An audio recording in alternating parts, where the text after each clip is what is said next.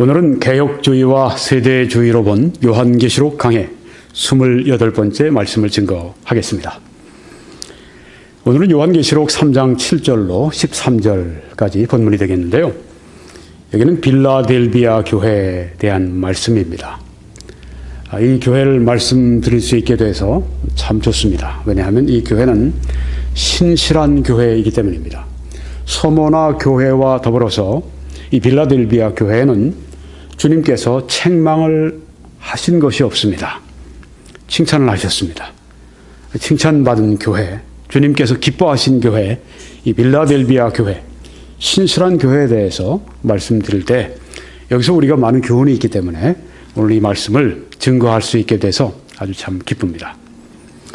네, 여러분이 지금 보시는 것처럼 노란 별이 지금 떨어진 그곳이 바로 빌라델비아입니다. 여기에 빌라델비아 교회가 있는 것입니다. 아시아의 7교회, 소아시아, 터키의 이 서부, 서남부, 여기에 지금 집중되어 있는 이 7개의 교회 가운데 우리는 지금 6번째 교회, 빌라델비아 교회를 방문하고 있습니다. 이 빌라델비아는 사대에서 동남쪽, 남동쪽으로 50km 이렇게 떨어져 있는 곳에 있습니다. 여러분이 지금 보시는 저 사진에 있는 도시는 바로 현재 빌라델비아 도시의 모습입니다. 이 빌라델비아는 이제 이 골짜기에 주로 이렇게 배치가 되어 있는 아시아의 7교회, 이 골짜기에서 헤르무스 이 골짜기에서 헤르무스 강이 흐르는 그 헤르무스 골짜기에서 이제 터키의 중부 쪽으로 나가면 중부가 고원지대라고 합니다. 830m의 그 중부의 고원지대, 거기로 가는 최상의 길목에 있는 곳이 바로 이 빌라델비아라고 하는 것입니다.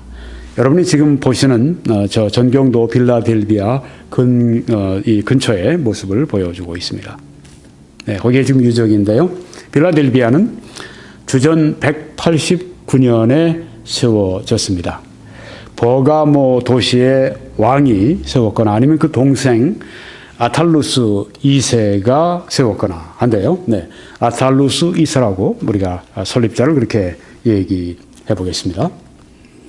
이 아탈루스 2세의 별명이 있었습니다. 그것이 무엇이냐 하면 필라델푸스라고 하는 그 말입니다.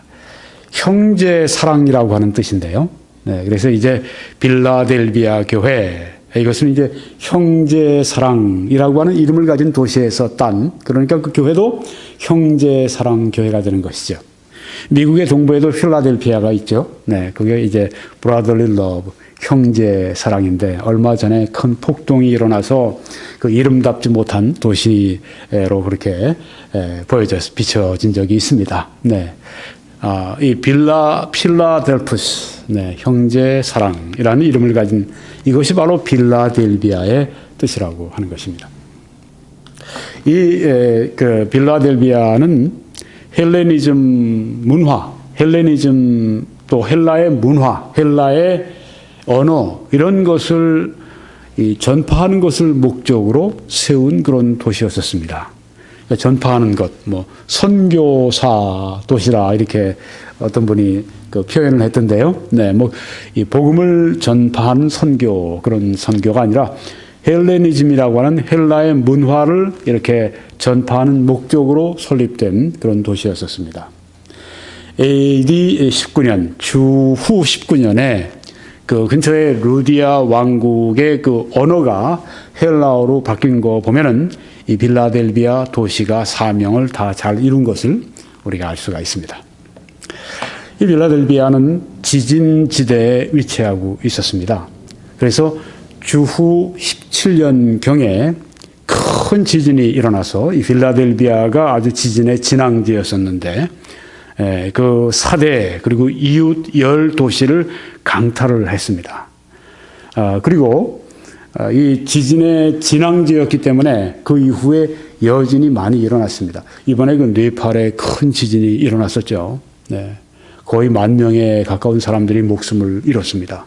그 이후에 뭐 지난주에 제가 소식이지만 100여 차례 여진이 있었다고 합니다. 그러니까 사람들이 집 안에 들어갈 수가 없죠.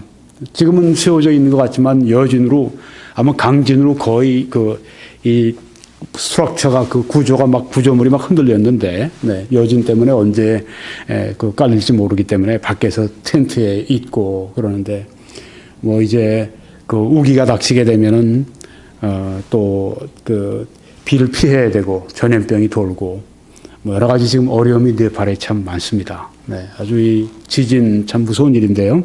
여기 빌라델비아가 그런 위치에 있었습니다. 그래서 이 빌라델비아에 큰 지진이 있고 난 다음에 빌라델비아 사람들이 다 도시 밖으로 나가서 텐트를 치고 지금 네팔 사람들처럼 그렇게 살고 있었습니다. 이 서신이 쓰여지는 그때에도 이 빌라델비아 사람들이 그때 그 지진의 공포 그리고 여진의 공포가 여전히 있었으리라 이렇게 전문가들이 보고 있다고 하는 것입니다. 지금 여러분이 보시는 저것이 이제 헤르무스 강인데요. 네, 지금 이 밖으로 나와서 사람들이 그 장기간 이렇게 살아갑니다. 네, 지금 이런 빌라델비아 또 이 빌라델비아의 사람들의 그 심리 상태를 여러분이 아실 수가 있습니다. 그리고 그런 사회적인 그 상황 속에 처해 있는 빌라델비아 교회가 얼마나 또 어려움 가운데 있었는가 하는 것을 우리가 알 수가 있습니다. 유명한 티베리우스 황제가 이제 도와주어서 빌라델비아 시가 다시 재건되었습니다. 다른 도시들과 마찬가지로 티베리우스 이 황제의 신전을 이 빌라델비아 사람들이 또 건립을 했다고 합니다. 여러분이 지금 보시는 사진의 이 육중한 기둥은 빌라델비아 교회의 건물의 잔해입니다. 이 빌라델비아 교회가 언제 설립되었는가? 아마 사도 바울이 에베소에서 사역할 때에 그때 아마 결과로 빌라델비아 교회가 설립되었을 것입니다. 여기 성경에 보게 되면 사도행전 19장 9절에 바울이 그들을 떠나 복음을 전하는데 계속해서 받아들이지 않고 계속 사도 바울과 이제 그 사도 바울에게 항의하고 사도 바울의 사역을 회방하고 믿지 않고 이런 복음을 믿지 않는 그들을 떠나서 하는 말씀입니다. 제자들을 따로 세우고 두란노 서원에서 날마다 강론하니라. 여기 두란노 서원은 에베소 도시에 있었습니다. 날마다 하나님의 말씀을 설교하고 가르쳤습니다. 2해 동안 이와 같이 하니 2년을 이렇게 하니 매일 이렇게 하나님의 말씀을 가르쳤더니 아시아에 사는 자는 여기 아시아는 바로 여기에 지금 아시아의 7교회가 있는 지역을 말합니다. 아시아에 사는 자는 유대인이나 헬라인이나 다 주의 말씀을 듣더라. 네. 사도 바울이 뭐 이런 그 빌라델비아를 가고 사대를 가고 두아디라를 가고 버가모를 가고 서모나를 가고 이렇게 이런 다른 지역들 혹은 라우디게아를 가고 이렇게 그 지역에 아시아에 있는 지역들을 한 번도 방문하지 않았을지라도 사도 바울이 에베소에서 제자들을 따로 세우고 날마다 하나님 말씀을 가르쳤더니 그 하나님의 말씀이 열매를 맺어서 이제 배운 제자들 가운데서 이 돌아가서 그 도시들 또 새로 개척해서 나가서 각 지역의 말씀을 전해서 이 아시아에 있는 사람들은 유태인이나 이방인, 헬라인이나 다 주의 말씀을 듣게 되었다고 했습니다. 이게 아주 굉장히 중요한 전도 전략 가운데 하나죠. 제자들을 따로 세워서 그들을 가르치는 것. 오늘날 신학교에서 하는 일이 그렇고 또 교회에서 하고 있는 교회의 어떤 특수한 전도 학교라든가 혹은 어떤 사역자 학교라든가 이런 것들이 대단히 중요합니다. 왜냐하면 이렇게 우리가 세울 때 제자들을 세워놓을 때 그 제자들이 나아가서 주의 일을 하게 됨으로 말미암아 폭발적인 전도의 역사가 나타나게 된다고 하는 것입니다. 네, 그래서 교회가 이 빌라델비아에 세워졌으리라 생각을 하고요. 유명한 초대교회의 지도자들을 이제 우리가 교부라고 부르는데 Church Fathers라고 하는데요. 그 중에 한 분이 이그나티우스라고 하는 분이 있습니다. 이분이 순교하기 위해서 로마로 가던 중에 이 빌라델비아 교회에 서신을 보냅니다. 격려의 서신을 보내고 또 여러 가지 교훈의 말씀을 담아서 서신을 보낸 그런 기록이 나옵니다. 여러분 서모나의 유명한 교회 목회자 폴리카비 86세에 그 화형으로 순교를 당한 것을 여러분이 아십니다. 그때 이 빌라델비아 교회 몇몇 성도들이 함께 순교하게 되었습니다. 순교자를 낸 교회.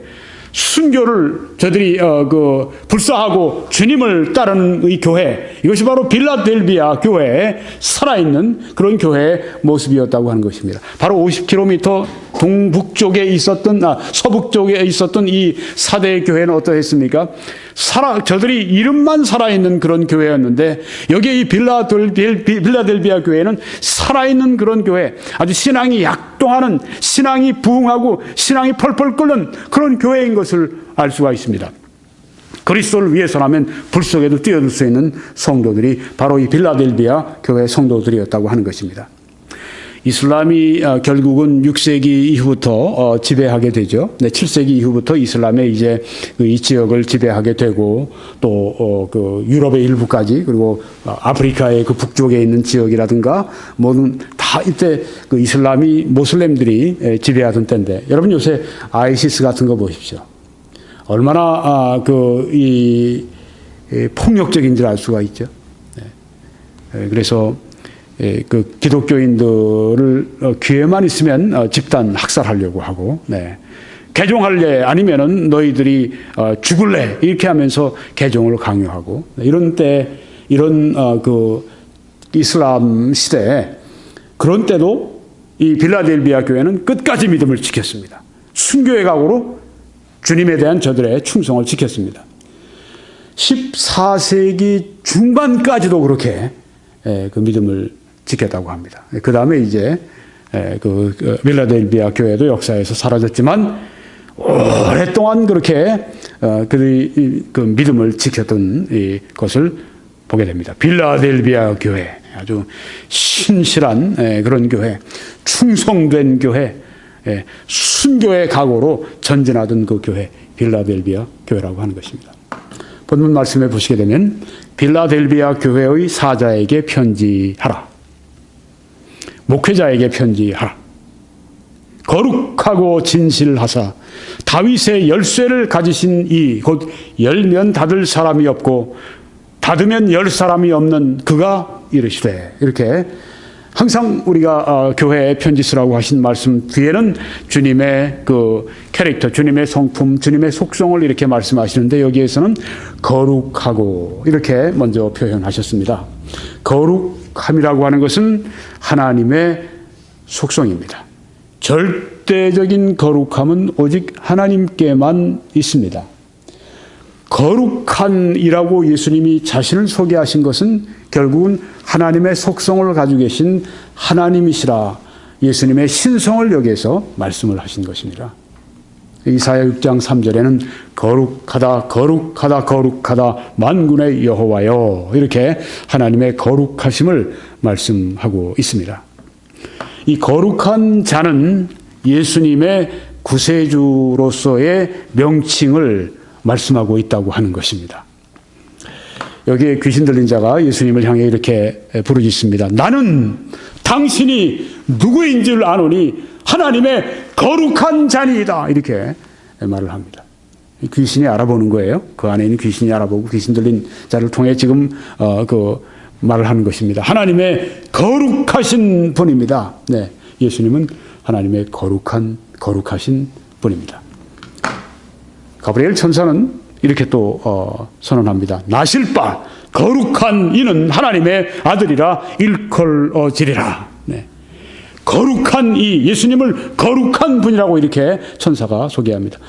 베드로도 이렇게 신앙 고백하죠. 우리가 주는 하나님의 거룩하신 자이신 줄 믿고 알았사옵나이다. 네, 하나님의 거룩하신 분, 예수님이 구세주로서의 이 명칭이 바로 이 거룩하신 자라고 하는 것입니다. 거룩하신 이는 예수님이 하나님 되신다는 것을 선언한 것이고, 또한 예수님이 거룩하시기 때문에 예수님을 따른 우리들, 예수님의 추종자들, 또 예수 그리스도의 몸된 예수 그리스도의 신부가 된 교회 역시 거룩해야 한다고 하는 것입니다. 그래서 베드로 사도는 오직 너희를 부르신 거룩한 이처럼 너희도 모든 행실에 거룩한 자가 되라고 그렇게 말씀을 했습니다. 모든 행실에 거룩한 자가 되라. 교회는 어떤 교회가 되어야 되는가? 거룩한 교회가 되어야 합니다. 크든 작든 거룩한 교회가 되어야 됩니다. 시골에 있든 도시에 있든 거룩한 교회가 되어야 됩니다. 박해를 받든 혹은 박해를 받지 않는 지역이든 교회는 거룩한 교회가 되어야 합니다. 거룩한 자가 되라. 왜냐하면 우리를 부르신 분이 거룩한 분이시기 때문이다 라고 하는 것입니다. 교회의 거룩함은 항상 지켜져야 하는 것입니다. 다음에 말씀 보니까 거룩하고 진실하사, 이렇게 진실함을 또 말씀하셨습니다. 진실함은 거룩함과 함께 동반해서 계시록에 쓰였습니다. 밑에 있는 6장 10절, 15장 3절, 16장 7절, 19장 2절, 11절 이런 말씀에 항상 거룩함과 진실함이 동반해서 이렇게 나오는 것을 볼 수가 있습니다. 거룩함은 하나도 죄가 없으신 것을, 진실함은 하나도 거짓이 없으신 것을 말씀합니다. 이것이 바로 우리 주님의 성품이고 속성이라고 하는 것입니다. 그 다음 말씀 보니까 거룩하고 진실하사 다윗의 열쇠를 가지신 이라고 말씀을 했습니다. 거룩하신 분, 진실하신 분, 우리가 정말 의지하고 믿고 따라갈 수 있는 분 아니겠습니까? 네. 하나님의 예수님은 진실하시기 때문에 하신 모든 말씀이, 하신 모든 약속이 진실합니다. 그래서 우리는 예수님의 말씀을 진실로 믿을 수가 있습니다. 이 말씀을 진실로 믿는 그 사람들이 이 빌라델비아 교회 사람들처럼 불 속에라도 주를 따라서 들어가는 것입니다. 왜요? 그 주님의 말씀이 진실하기 때문입니다. 우리 주를 위해서 박해를 받으면 너희들이 기뻐하고 즐거워하라. 너희 하늘에서 상이 클 것이라고 하시는 그 말씀을 믿고 진실하신 주님의 말씀을 믿고 불 속에라도 물 속에라도 뛰어들어갈 수 있는 것이라고 하는 것입니다. 진실하신 분이기 때문에 그가 하신 모든 약속은 우리들에게 진실한 것입니다. 거기에는 하나도 거짓된 것이 없습니다. 다윗의 열쇠를 가지신 이라고 말씀을 했는데요. 다윗의 열쇠를 가지셨다. 그냥 열쇠를 가지셨다라는 말씀이 아니라 다윗의 열쇠를 가지셨다 이렇게 말씀을 했어요. 왜 다윗의 열쇠를 가지셨다고 말씀했을까? 다윗은 예수 그리스도 구주의 직분을 상징하고 있는 것입니다. 다윗은 구주의 직분을 상징하고 있습니다. 이 말씀을 보면 알 수 있습니다. 유대 지파의 사자 다윗의 뿌리가 이겼으니 이렇게 말씀을 했습니다. 네. 다윗의 뿌리라. 이렇게 다윗의 뿌리면 어떻게 되죠? 다윗은 가지라는 말이에요. 다윗의 뿌리니까 다윗의 근원 되시는 분이시라는 말씀입니다. 예수 그리스도는 혈통적으로는 다윗의 후손이시지만은 예수 그리스도는 하나님과 피조물 인간과의 관계에서 다윗 피조물의 하나님 되시는 분이라는 말씀입니다. 그래서 다윗의 가지가 아니라 다윗의 뿌리라고 말씀하신 것입니다. 예수 그리스도 유대 지파의 사자 다윗의 뿌리가 이겼다고 말씀했는데 여기서 이 다윗의 뿌리 이것은 예수 그리스도의 구주로서의 이 그 직분을 말씀하고 있다고 하는 것입니다. 또 계시록 22장 16절에도 나는 다윗의 뿌리요 자손이니. 네. 자, 이미 제가 말씀을 드렸습니다. 어떻게 뿌리도 될 수 있고, 우리가 다윗의 선조고, 또 다윗의 자손도 동시에 될 수가 있는가. 네. 말씀드렸죠? 네. 혈통으로는, 인간적 혈통으로는 다윗의 자손입니다만은, 예수님께서는 또한 하나님으로서, 그리고 피조물인 다윗, 창조하신 그 다윗의 그 뿌리라고 하신 말씀입니다. 다윗의 열쇠를 주었다. 열쇠. 여러분 여기 지금 열쇠, 큰 열쇠를 보십니다. 이건 2009년에 찍힌 사진인데요. 미군 연대장이 지금 이라크 이 시장에게 큰 열쇠를 줍니다. 왜 열쇠를 줄까요? 이제 이라크의 이 일반 시장에 대한 이 통제권을 미군이 가지고 있다가 이제는 치안이 안정되고 난 다음에 이라크 민간인에게 이제 이라크 정부에게 물려주는 것입니다. 네, 그래서 그동안 우리가 미군이 통제권을 가지고 있었지만, 네, 이라크 이제는 이라크인들에게 돌려준다 해서 그 하나의 상징입니다. 권위를 이제 위임한다. 열쇠를 가진 사람은 누굽니까? 통치하는 사람을 말하는 것입니다. 다윗의 열쇠를 가졌다. 열쇠는 통치자로서의 그 권위를 가졌다 하는 것을 말하는 것입니다. 그 다윗의 열쇠가 이제 구약에 한 군데 나옵니다. 이사야 22장 20절에 보면은 내가 또 다윗의 집의 열쇠를 그의 어깨에 두리니, 여기 그는 누구냐면 엘리야김이라고 하는 사람입니다. 엘리야김은 이제 수상이 됐어요.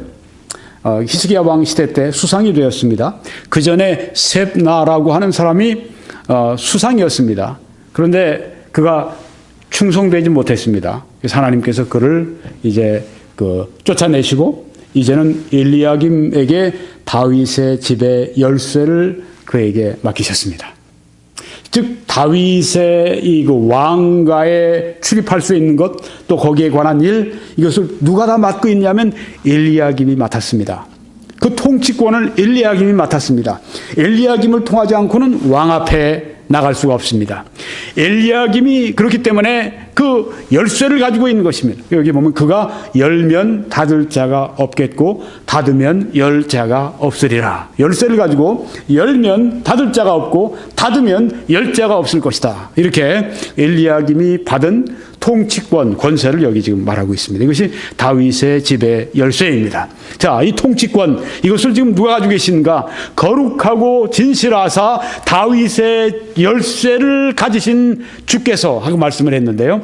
즉 통치권을 예수님께서 가지고 계십니다. 천국에 들어갈 자를 결정하는 것은 예수님 홀로 가지신 주권적 권위라고 하는 것을 이 말씀에서 보여주신 것입니다. 다윗의 열쇠를 예수님이 가지고 계시다. 그것은 천국에 들어갈 수 있는 사람을 결정하는 것은 예수님 홀로 가지신 주권적인 권위라. 네.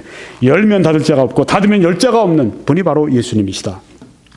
그래서 사도행전 4장 12절에서는 다른 이로서는 구원을 받을 수 없나니 천하 사람 중에 구원을 받을 만한 다른 이름을 우리에게 주신 일이 없음이라, 이렇게 말씀을 했습니다. 왜 이 세상의 구원자는 오직 한 분이신가? 왜 그분이 예수 그리스도이신가? 그렇게 하나님께서 정하셨기 때문입니다. 여기에 다른 이로서는 구원을 받을 수가 없다고 말씀했습니다. 자, 그래서 우리는 다 종교들마다 추구하는 모든 것을 통해서 하늘나라에 갈 수 있습니다. 구원을 받을 수 있습니다. 이런 얘기를 우리는 믿지 않습니다. 왜요? 여기 성경에 다른 이로서는 구원을 받을 수 없다고 말씀했고 천하 사람 중에 구원받을 만한 다른 이름을 우리에게 주신 일이 없다고 말씀했기 때문입니다. 예수 그리스도가 그래서 내가 곧 길이요 진리요 생명이니 나로 말미암지 않고는 아무도 아버지께 갈 수가 없다고 말씀하신 것입니다. 이 세상에서 볼 때는 아이고 참 정말 자기들만 잘났어. 네. 아주 그냥 배타주의야. 네. 교만해. 네. 자기들만 구원받는다고 이 사람들이 이렇게 얘기를 합니다. 그렇지만 우리는 어쩔 수 없어요. 왜? 유일한 길이니까. 유일하게 성경에 말씀하셨기 때문에 예수 그리스도만이, 왜냐하면 사람이 사람을 구원할 수는 없기 때문입니다. 사람이 다른 사람의 죄를, 인류의 모든 죄를 속할 수가 없기 때문입니다. 오직 예수 그리스도, 사실상 본질상 하나님이신 예수 그리스도께서 거룩한 피를 흘리셔야만 인류의 죄를 담당할 수가 있고 인류의 죄를 사한 후에 그 다음에 하나님께 나아갈 수가 있기 때문에 그런 것입니다. 그래서 다른 이로서는 구원을 받을 수가 없다. 다윗의 열쇠를 가지시고 열면 닫을 자가 없고 닫으면 열 자가 없는 그 예수님은 오직 유일한 구세주인 것입니다. 그래서 우리가 다른 종교인들에게도 복음을 전해야 될까 말아야 될까요? 전해야죠, 당연히. 네. 그 사람들이 구원받도록 우리가 복음을 전해야죠. 가능한 모든 수단을 통해서 우리가 그들에게 복음을, 가능한 모든 사람들에게 우리가 복음을 증거해야만 되겠죠. 이 말씀에도 볼지어다 이제 세세토록 살아있어 사망과 음부의 열쇠를 가졌다고 말씀을 한 것입니다. 네, 그렇습니다. 그래서 다윗의 열쇠를 가지신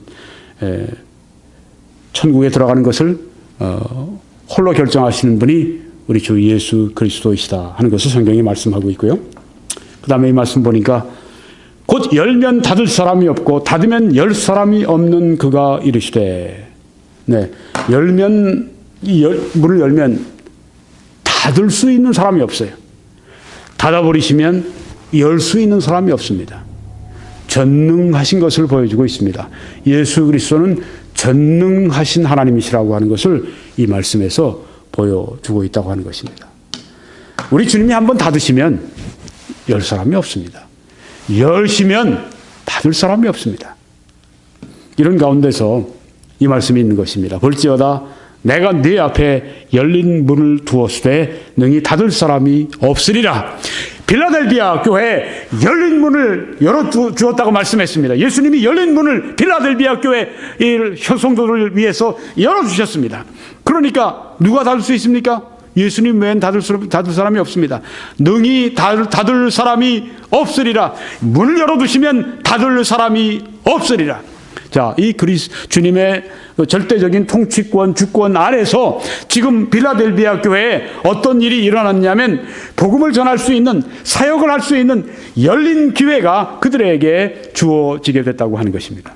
이 하나님께서 우리에게 열린 기회를 열어주셨을 때 우린 그때 빨리 일을 해야 됩니다. 언제 문이 닫힐지 모르기 때문입니다.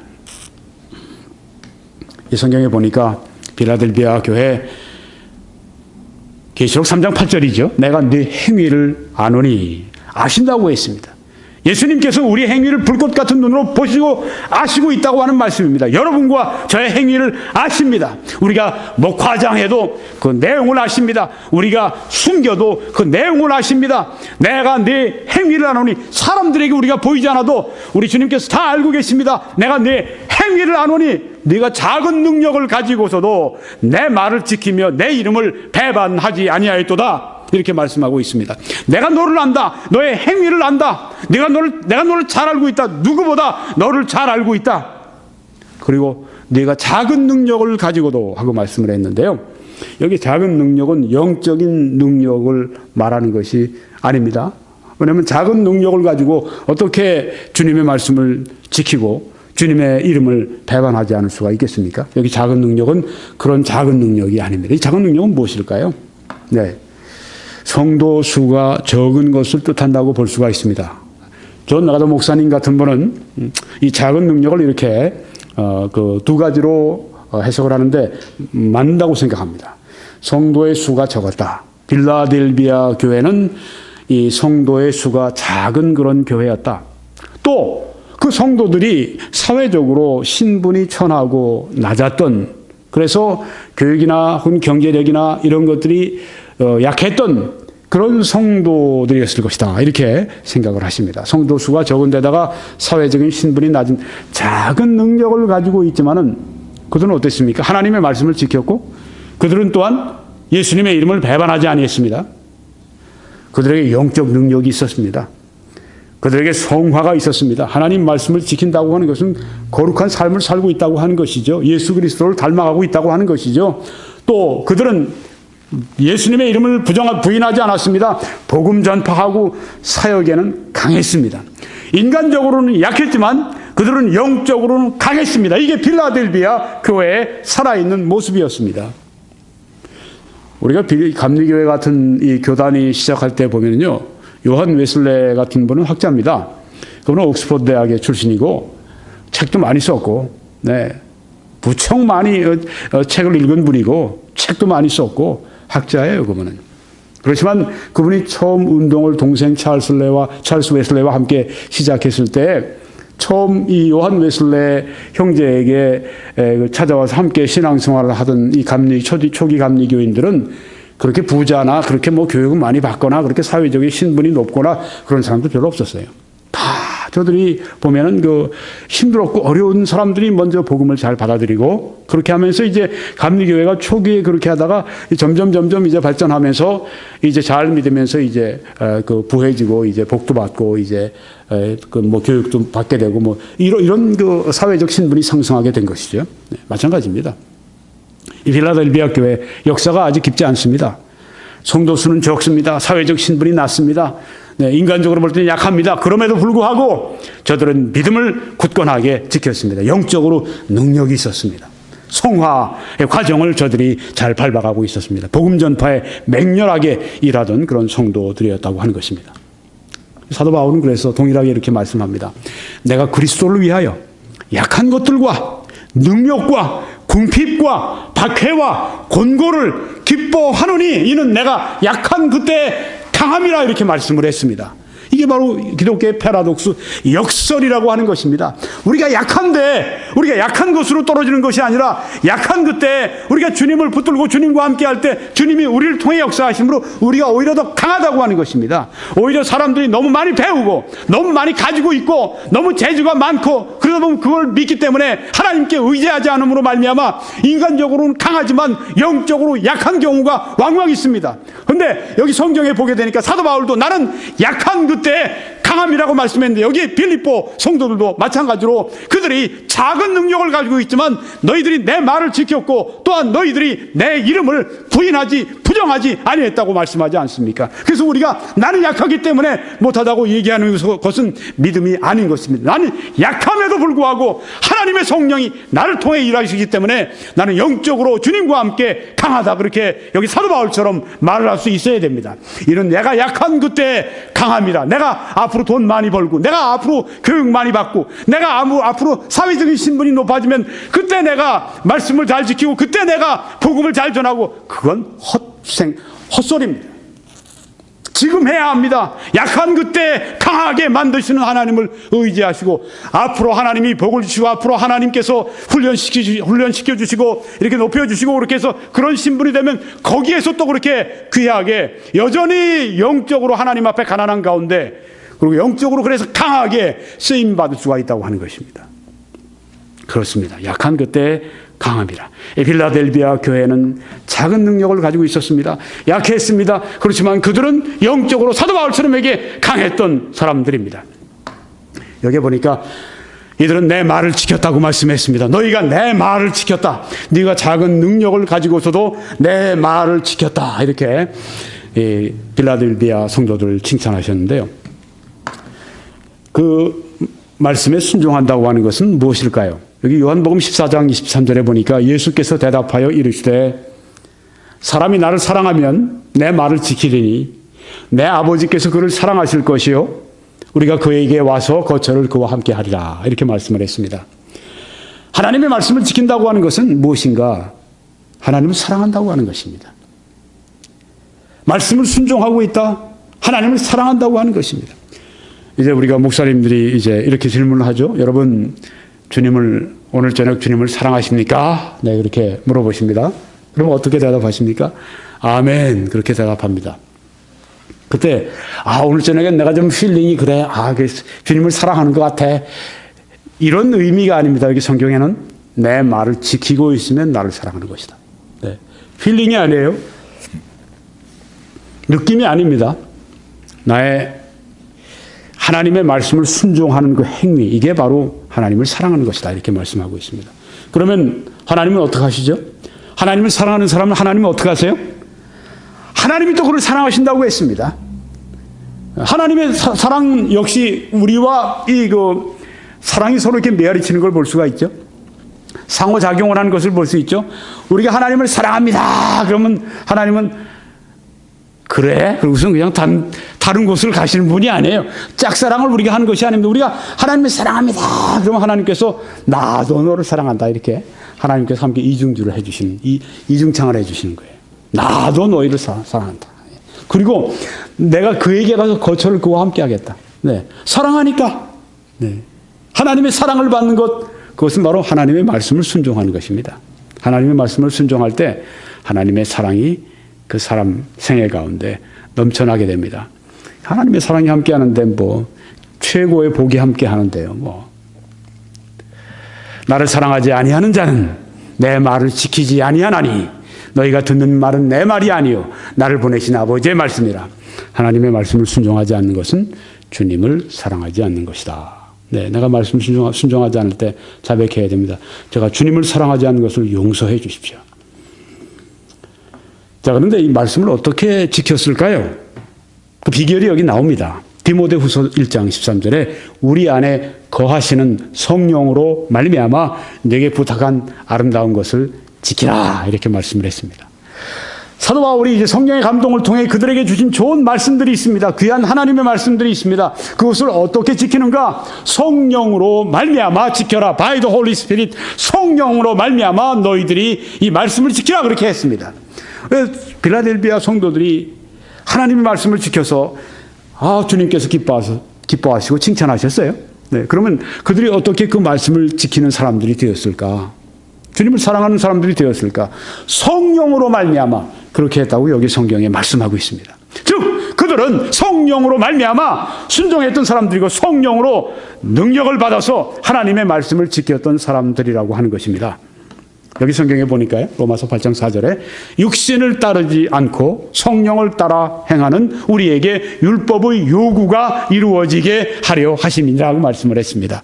하나님의 말씀, 율법의 요구가 우리 안에서 이루어지는, 즉 하나님의 말씀을 우리가 순종하게 되는 것은 어떻게 되는 것이냐? 성령을 따라 행할 때 된다고 말씀을 했습니다. 성령으로 행할 때 하나님의 말씀을 순종한다. 그러면 성령으로 행하는 삶이 무엇일까요? 네, 우리가 하나님 말씀, 빌라델비아 성도들 본을 받아서 하나님 말씀을 지키는 그런 삶을 살아가려면 성령으로 우리가 그 말씀을 지켜야 되는데 성령으로 행하는 그 삶이 무엇인가 하는 것입니다. 제가 몇 가지를 말씀을 드리려고 합니다. 첫째, 오늘 본문 말씀에 있습니다. 귀 있는 자는 성령이 교회들에게 하시는 말씀을 들을지어다 하고 말씀했습니다. 성령의 말씀은 어떻게 해요? 들어야 합니다. 성령으로 말씀을 지킨다고 했는데 어떻게 성령이 교회들에게 하시는 말씀을 들을지어다. 네, 여기 지금 성령께서 이 말씀을 통해서 우리들에게 주시는 말씀이 있지 않습니까? 이 말씀을 들을지어다. 성령의 말씀이 무엇입니까? 좀 귀에 들려주세요. 좀 보여주세요. 좀 뭐가 나타나게 해주세요. 아니 여기 성령의 말씀이 여기 있잖아. 이 말씀을 들으라고 하는 것입니다. 이 말씀을 우리가 성령으로 지킨다고 하는 말씀은 먼저 성령의 말씀을 들어야 하지 않겠습니까? 여기에 말씀이 있습니다. 왜 자꾸만 사람들이 성령의 그 뜻을 알려고 하는데 하나님 말씀은 도외시하고 자꾸만 어떤 새로운 느낌을 받으려고 하는지 모르겠어요. 그러면 안 됩니다. 하나님의 말씀, 이 성령의 계시, 말씀을 우리가 들어야 한다고 하는 것입니다. 또 하나는 성령으로 기도하며 하는 말씀이 유다서 1장 20절에 나와 있습니다. Pray in the Holy Spirit. 성령 안에서 기도하라고 말씀했습니다. 자, 어떻게 저들이 하나님의 말씀을 지켰습니까? 빌라델비아 성도들이 네, 성령으로 말미암아 지켰습니다. 근데 성령으로 말미암아 저들이 행함으로 말미암아 성령을 쫓아 행함으로 말미암아 저들이 율법의 요구를 이루었는데요. 그럼 어떻게 성령을 쫓아 행하는 삶이 무엇입니까? 그 중에 하나가 성령 안에서 기도하는 것입니다. 성령과 일체하여 성령에 주시는 그 능력과 성령에 주시는 그 담대함과 성령에 주시는 그 간절함과 이것으로 기도해야 합니다. 우리가 어떻게 성령 안에서 행하는 삶을 살 수 있을까요? 성령 안에서 기도하는 삶을 살 수 있어야 합니다. 우리가 기도할 때 기도가 잘 안 될 때 우리가 어떻게 기도합니까? 주님 성령 안에서 기도할 수 있도록 인도해 주십시오. 그러면서 우리가 성령을 바라보아야 합니다. 또 성경에 보니까 이 성령의 거룩하게 하심이라는 말씀이 두 번 나옵니다. 베드로전서 1장 2절에 보니까 성령의 거룩하게 하심, 데살로니가 후서 2장 13절에 보니까 성령의 거룩하게 하심 하고 말씀하고 있습니다. The sanctification of the Holy Spirit. 성령이 거룩하게 하신다는 말씀이에요. 거룩하신 하나님의 영이 우리를 거룩하게 만들어 주신다고 하는 것입니다. 어떻게 성도가 거룩해질 수 있는가? 어떻게 성도가 하나님 말씀을 지킬 수 있는가? 성령의 거룩하게 하심으로 가능하다고 하는 것입니다. 성령 안에 행한다고 하는 것은 성령의 거룩하게 하심을 힘입는 삶을 말하고 있다고 하는 것입니다. 또한 성령 안에 행한다고 하는 것은 무엇인가? 이 말씀 보니까 하나님이 우리 속에 거하게 하신 성령이 시기하기까지 사모한다 하신 말씀을 헛된 줄로 생각하느냐? 성령이 아주 시기하실, 질투하실 정도로까지 사모하신다.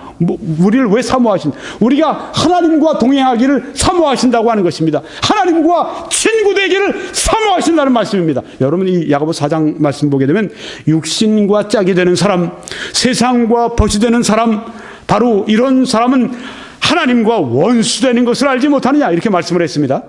하나님은 우리가 어떤 삶을 우리가 어떤 삶을 살아가기 원하시는가? 하나님과 가까이 동행하는 친구가 되길 원하신다고 하는 것입니다. 육신과 세상의 벗이 되지 마십시오. 그렇게 되면 성령이 여러분을 질투하심으로 말미암아서 반드시 성령께서 무엇인가 징계하시고 무엇인가 경고하시고 무엇인가 분명히 보여주시게 된다고 하는 것입니다. 세상을 사랑하지 마세요. 세상의 풍조를 사랑하지 마세요. 세상의 유행을 사랑하지 마세요. 요새 세상의 유행이 얼마나 잘못돼. 옷을 보세요. 사람들이 입는 옷을 보세요. 네. 전혀 성경의 말씀만 단정하게 입으라고 하는 말씀과 영 그 육신적인 방향으로 나가고 있지 않습니까? 어떤 그 교회 다니는 사람들이 그거 그냥 못 쫓아가서 해야 다니는 사람 창피한 것을 알아야 됩니다. 세상과 우리가 분리돼야 합니다. 옷 입는 것부터 우리가 분리돼야 합니다. 육신과 세상에 벗이 되지 않는 이게 바로 성령 안에 행하는 삶입니다. 또 여기 성경에 보니까 성령을 모욕하지 말라. 은혜의 성령을 욕되게 하는 자를 말씀하는데 성령을 모욕하지 말라. 욕되게 하지 말라. 또 성령을 소멸치 말라 하는 말씀이 있습니다. 소멸한다고 하는 것은 불이 꺼지는 것을 말합니다. 성령의 역사가 내 안에서 소멸하게 되는 그런 일을 하지 말아라. 네. 그러니까 성령의 역사가 우리 안에서 반대로 타오르게 일을 해야 되겠죠. 소멸하지 말라. 네. 불이 꺼지게 하지 말아라. 여러분이 그 방 안에 불을 켜놨습니다. 근데 방 안에 산소가 점점 줄어들어요. 그리고 점점 이 안에 일산화탄소가 많아집니다. 어떻게 될까요? 불이요. 촛불이 점점 타다가 이제는 촛불이 꺼지게 되는 것이죠. 네, 마찬가지입니다. 우리가 성령을 소멸해서 안 됩니다. 성령이 우리가 불순종할 때 그때 성령께서 성령의 역사가 우리 안에서 소멸합니다. 그렇게 돼서는 안 됩니다. 어제는 성령으로 충만했어요. 그런데 오늘은 그냥 성령의 역사가 쏙 빠졌습니다. 네, 그래서 그냥 힘 빠진 삼손같이 살아가요. 그렇게 되지 말아야 된다고 하는 것입니다. 왜 그렇게 됩니까? 성령을 소멸했기 때문입니다. 성령을 소멸하지 말아라. 또 성령으로 살아가는 삶은 성령으로 봉사하는 삶입니다. 성령으로 예배하는 삶입니다. 여기 성경에 보니까 빌립보 3장 3절에 하나님의 성령으로 봉사하며 하고 말씀했습니다. 그런데 봉사라는 말을 또 달리 번역하면 예배하며 이렇게 번역할 수가 있습니다. 라트레오라고 하는 이 헬라어는 봉사라는 말과 예배, 서비스, 월십 다 이렇게 쓰여진다고 하는 것입니다. 성령으로 예배하라. 성령으로 봉사하라. 네, 성령으로 예배드릴 때, 성령으로 사역하고 봉사할 때, 이때 우리가 하나님의 말씀을 지킬 수 있는 사람들이 될 수가 있다고 하는 것입니다. 여기 또 성경에 보니까 성령의 무슨 교제나 하는 말씀이 있습니다. Fellowship of the Holy Spirit. 성령과의 교제, 성령과의 교통과 교제하는 삶. 이것이 바로 성령 안에 행하는 삶이고, 이렇게 살아갈 때 하나님의 말씀을 지키는 그 삶을 살 수가 있다고 하는 것입니다. 또 아까 유다서에서도 봤지만 여기 에베소 6장 18절에 또 무시로 성령 안에서 기도하라고 말씀했습니다. 아까 말씀보다 한 가지가 더 추가됐습니다. 이것은 무엇입니까? 무시로 하는 말씀입니다. 항상 always 성령 안에서 항상 always 기도하라. In the Holy Spirit.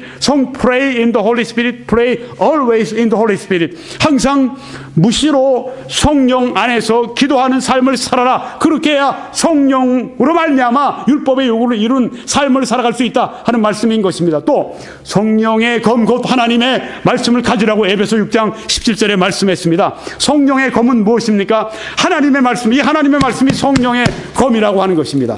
이 성령의 검을 가지고 있어야 원수 사탄과 우리가 싸울 때 우리가 이길 수가 있습니다. 검이 없이 어떻게 나아가서 군인이 싸움터에서 이길 수가 있습니까? 그 검이 둔하면 어떻게 검을 휘두를 수가 있습니까? 그 검이 만약에 반으로 조각이 나 있으면 부러져 있으면 어떻게 검을 가지고 우리가 효과적으로 싸움할 수 있습니까? 여러분, 이 검은 어떻게 해야 됩니까? 날카롭게 갈아야 됩니다. 우리가 군인들이 보면은 그 총신이라든가 이런 내부라든가 이런 걸 늘 딱두룩 이렇게 교육시키는 걸 볼 수가 있죠. 네, 군인들이 이제 자기가 가지고 있는 총들을 그렇게 잘 닦습니다. 그렇게 해서 이제 최상의 상태를 유지하게 합니다. 마찬가지로 우리가 좋은 군인이 되려고 할 것 같으면 전투에 나가서 우리가 혁혁한 전과를 세우려고 할 것 같으면 어떻게 해야 되겠습니까? 좋은 검을 가지고 있어야 됩니다. 날카로운 검을 가지고 있어야 됩니다. 잘 갈린 검을 가지고 있어야 됩니다. 내가 잘 관리한 검을 가지고 있어야 됩니다. 성령 성령의 검을 우리가 확실히 가지고 있어야 됩니다. 날카롭게 이 성령의 검을 가지고 어떻게 해야 됩니까? 하나님 말씀을 공부해야죠. 하나님 말씀을 들어야 되죠. 하나님 말씀을 외워야 되죠. 읽는 것만 가지고 안 됩니다. 파고 들어가서 이 말씀과 저 말씀을 비교해 봐야 됩니다. 그렇게 해서 하나님의 말씀, 성령의 검을 가지고 있어야만 하는 것입니다.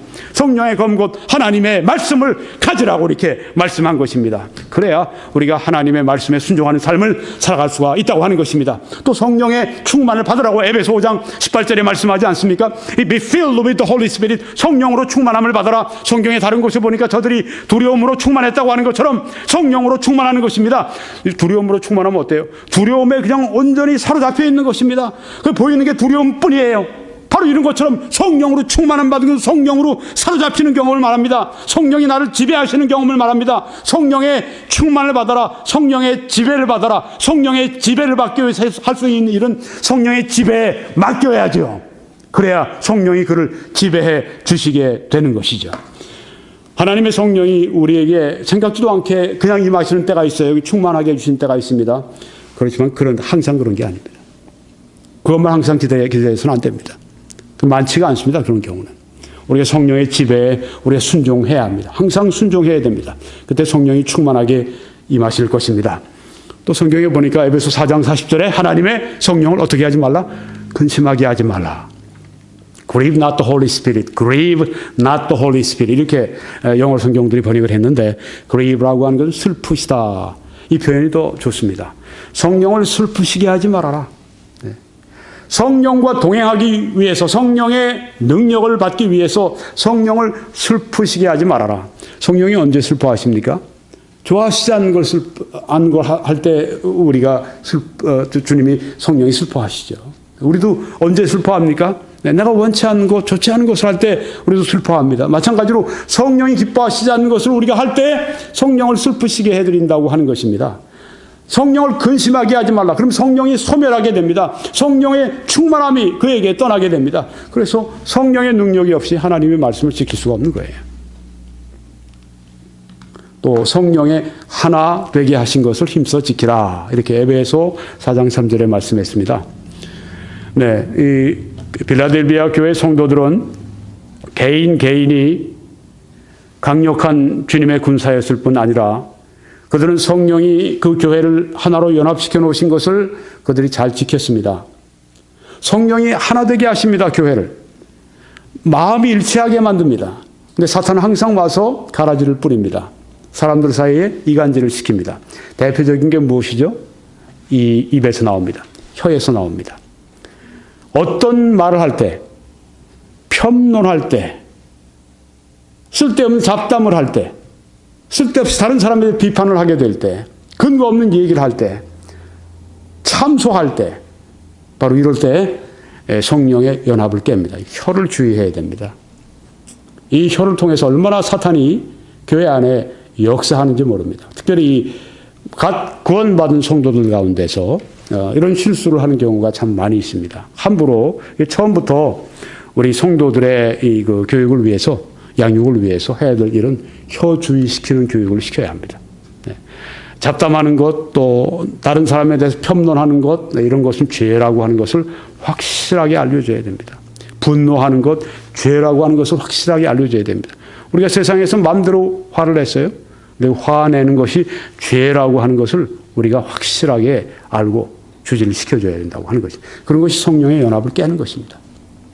그렇게 될 때요, 성령의 연합이 교회 안에서 깨지잖아요. 네. 그래서 아주 교회가 그 평안을 잃게 되지 않습니까? 그러면 개인도 다 그만큼 약화가 되는 것입니다. 힘들어지는 것입니다. 영적인 싸움을 싸우는 것이. 네. 그래서 교회가 성령으로 하나 되게 하신 것을 힘써 지켜나가려고 해야 된다고 하는 것입니다. 또 성령으로 속사람이 강건해져야 됩니다. 그의 성령으로 말미암아 너희 속사람을 능력으로 강건하게 하옵시며, 이게 에베소 성도들을 위해 사도 바울이 기도한 것입니다. 저들의 속사람을, 저들에게 새 사람을 성령으로 말미암아 강건하게 해주십시오. 저들 안에 있는 저 영혼을 성령으로 말미암아 강건하게 해주십시오. 어떻게 우리 속사람이 강건해질까요? 기도하는 것입니다. 우리가 다른 사람들 안에 있는 속사람이 어떻게 강건해질까요? 여기 사도 바울이 한 것이 바로 그것입니다. 저희 속사람을 성령의 능력으로 강건하게 건강하게 능력 있게 해 주십시오. 우리가 항상 우리 자신을 위해서 기도하거나 다른 사람을 위해 기도할 때 성령으로 우리 속사람이 강건해질 수 있게 해 주십시오. strengthen, 강해질 수 있게 해 주십시오. 그렇게 해야 되겠습니다. 성령의 속사람이 약화되어 있으면 우리가 하나님 말씀을 지키는 일이 약화될 수밖에 없죠. 네. 또 성령을 위하여 심는 자는 성령으로부터 영생을 거두리라 하는 말씀이 있습니다. 성령을 위하여 심으라. 이 표현이 He who sows to the Spirit, 성령에게 심는다, 이런 말씀이 있어요. 네. 자, 성령을 위해서 심는다, 이 표현보다 성령에게 심는다.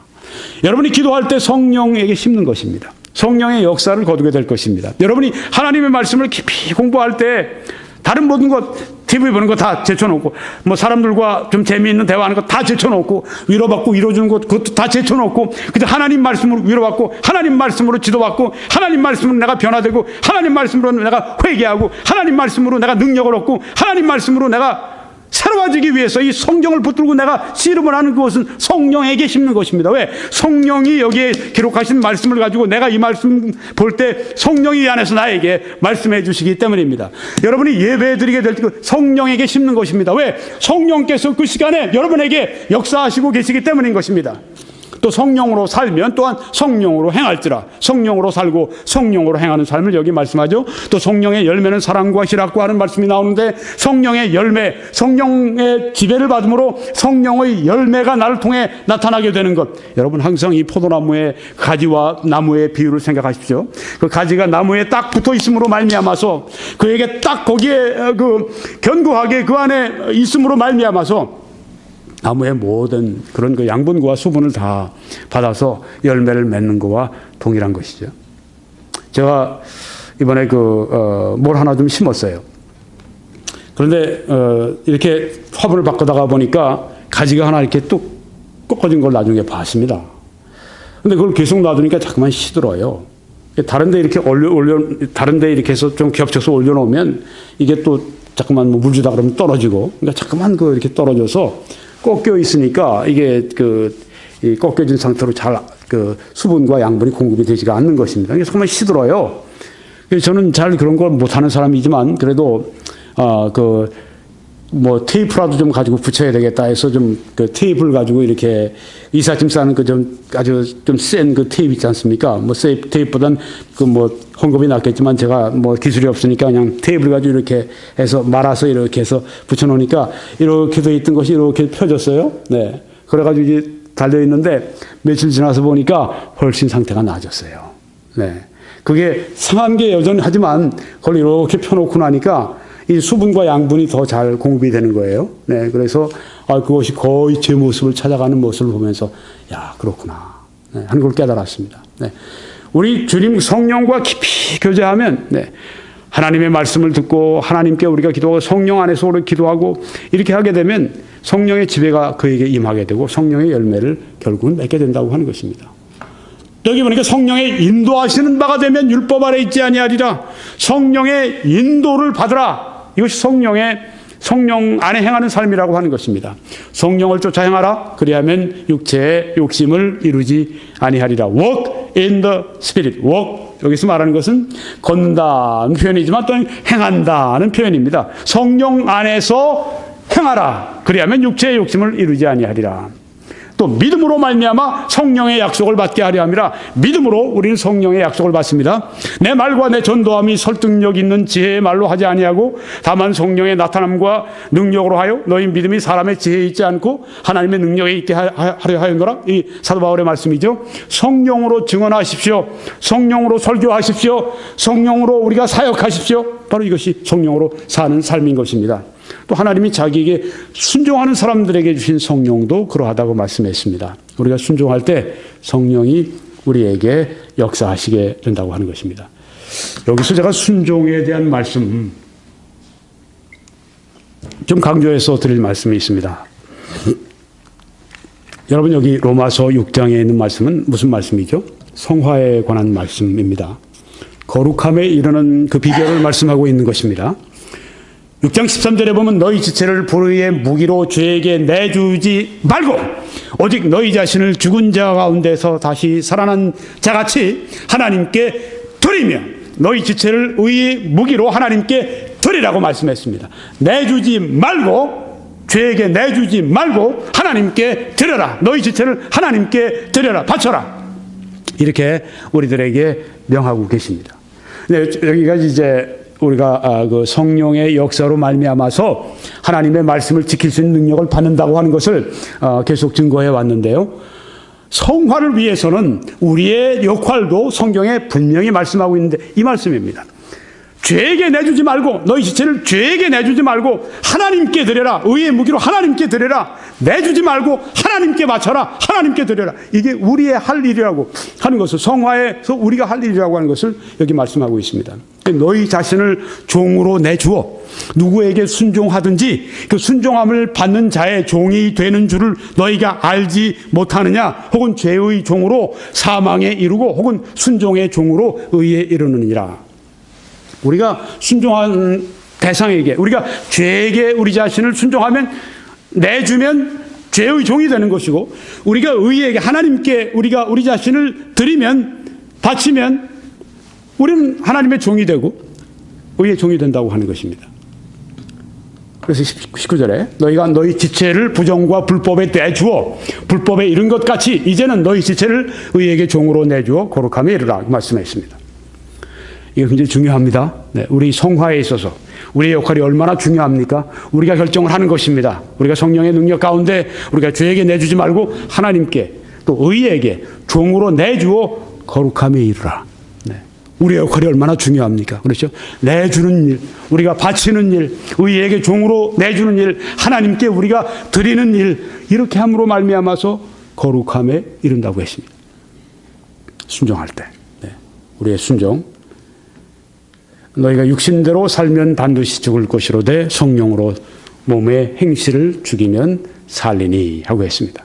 네. 성령으로 몸의 행실을 죽일 수 있다고 그랬어요. 또 성령으로 몸의 행실을 죽여야만 한다고 했습니다. 여기 두 가지가 다 나오죠. 성령으로서만 내가 몸의 행실을 죽일 수 있다. 또 성령으로 몸의 행실을 내가 죽여야만 한다. 네.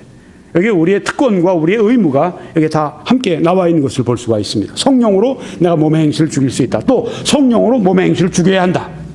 아주 적극적인, 성화에 있어서 우리의 적극적인 결정, 우리의 적극적인 우리의 절제, 적극적인 우리의 선택, 이걸 성경이 우리들에게 말씀하고 있다고 하는 것입니다. 그러니까 하나님께 헌신하고 하나님께 드릴 줄 모르면, 하나님께 죄에게 내주지 않고 하나님께 드리는 이 결정을 하지 않으면 절대 거룩함을 이룰 수가 없습니다.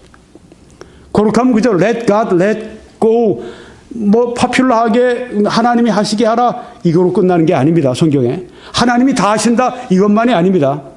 성경이 지금 하신 말씀은 내주지 말고 너희들 하나님께 바치라, 의에게 종으로 내주라, 그렇게 하는 말씀이 여기 나오지 않습니까? 성령으로서 몸의 행실을 죽이면 살 것이다, 이렇게 말씀하지 않습니다. 하나만 더 보면 구하는 자에게 성령을 주시지 않겠느냐. 성령 안에 살아가는 삶을 위해서 우리는 성령을 간절히 구해야 되겠습니다. 그러면 말씀을 이제 곧 마치려고 그러는데요. 내 말을 지키고 내 이름을 배반하지 아니했다. 이렇게 어떤 대가를 치루어도 주님을 부정하지 않고 끝까지 충성했던 이 빌라델비아 성도들을 말씀하고 있습니다. 볼지어다 내가 네 앞에 열린 문을 두었으되 능히 닫을 사람이 없으리라. 여기 열린 문은 무엇일까요? 전도의 기회를 말하는 것입니다. 하나만 말씀드리면, 내가 오순절까지 에베소에 머물려 함은 내게 광대하고 유효한 문이 열렸으나 대적하는 자가 많음이라. 복음 전도의 문이 열려 있다고 하는 것을 말씀하고 있습니다. 다음 말씀은 제가 같은 말씀 다른 데서 한 말씀을 좀 생략하고요. 9절에 보면은 3장 9절에 보라 사탄의 회당 곧 자칭 유대인이라 하나 그렇지 아니하고 거짓말하는 자들 중에서, 우리가 이 서머나 교회에서 봤습니다. 사탄의 회당 유대인들, 며칠 네게 주어 그들로 와서 네 발 앞에 절하게 하고 내가 너를 사랑하는 줄 알게 하리라. 복음을 이렇게 반대하는 유대인들, 사탄의 회당들, 이들 가운데 몇 명을 이 빌라델비아 교회 성도들이 주님 앞으로 인도할 수 있게 된다고 하는 것을 여기 말씀해 주고 있습니다. 네가 나의 인내의 말씀을 지켰은즉 내가 또한 너를 지켜 시험의 때를 면하게 하리니 이는 장차 온 세상에 임하여 땅에 거하는 자들을 시험할 때라. 네, 여기에서 이 말씀은 빌라델비아 교회 지역적인 것뿐 아니라 이것은 앞으로 오게 될 교회가 대환란을 피해서 휴거로 이제 들림받을 것이라고 하는 것을 여기에서 말씀한다. 이게 세대주의자들은 이렇게 믿습니다. 장차 온 세상에 임하여 땅에 거하는 이 불신자들을 시험한 그때에 그 시험의 때를 이 교회는 면하게 해준다. 휴거를 여기서 말씀하고 있다. 이렇게 보는데 자세한 것 제가 이거 가지고 설교를 한 편 할 수가 있어요. 근데 이건 그냥 말씀드리고 넘어갑니다. 내가 속히 오리니 네가 가진 것을 굳게 잡아 아무도 내 멸류관을 빼앗지 못하게 하라. 지금 이 성도들이 가지고 있는 것을 굳게 잡아야 합니다. 그래서 멸류관이 뺏기지 않도록, 멸류관을 뺏기지 않도록 그렇게 가진 것을 굳게 잡아라. 이렇게 여기에 말씀하고 있습니다. 이기는 자들이 받는 상급 네 가지를 간단히 말씀드리고 마치겠습니다. 첫째, 이기는 자는 내 하나님 성전의 기둥이 되게 하리니 그가 결코 다시 나가지 아니하리라. 이 기둥이 된다고 하는 것은 천국에서 영광을 누린다고 하는 것입니다. 천국에서 영원한 영예가 이기는 자들에게 있다고 하는 것입니다. 또 내가 이기는 자들에게 하나님의 이름을 그의 위에 기록하리라고 말씀을 했습니다. 하나님의 이름이 그 위에 기록이 됩니다. 즉 하나님의 소유권, 하나님의 소유가 되게 하신다. 그리고 하나님이 그와 친밀하게 교제해 주신다는 뜻이 여기에 포함이 되어 있습니다. 또 세 번째 주시는 그 상급은 내가 새 예루살렘의 이름을 그 위에 기록하리라. 새 예루살렘은 천국을 달리 표현한 것입니다. 천국의 이름을, 즉 그는 천국의 시민권자가 된다 하는 그 보상이 여기에 있습니다. 이기는 자는 내가 나의 새 이름을 그 위에 기록하리라고 말씀을 했습니다. 예수님의 새 이름은 요한계시록 19장 16절에 나옵니다. 만왕의 왕이요 만주의 주라 하였더라. 그 만왕의 왕, 만주의 주의 이름을 그 위에 기록하는데 그것은 예수 그리스도와 함께 영원히 통치하게 될 것을 말씀하는 것이다. 이렇게 여기에서 우리가 볼 수 있다고 하는 것입니다. 이것이 바로 귀에 있는 자는 성령이 교회들에게 하시는 말씀을 들을지어다 하는 말씀입니다. 오늘 이것으로 개혁주의와 세대주의로 본 요한계시록 강해 28번째 말씀을 마치겠습니다. 오늘 요한계시록 3장 7절로 13절 빌라델비아 교회, 신실한 교회에 대해서 우리가 말씀을 드렸습니다. 이제 저희 다른 말씀들을 21church.com에 들어오셔서 시청하시기를 바랍니다. 그렇게 하실 때 하나님의 크신 축복이 함께 하실 줄 믿습니다.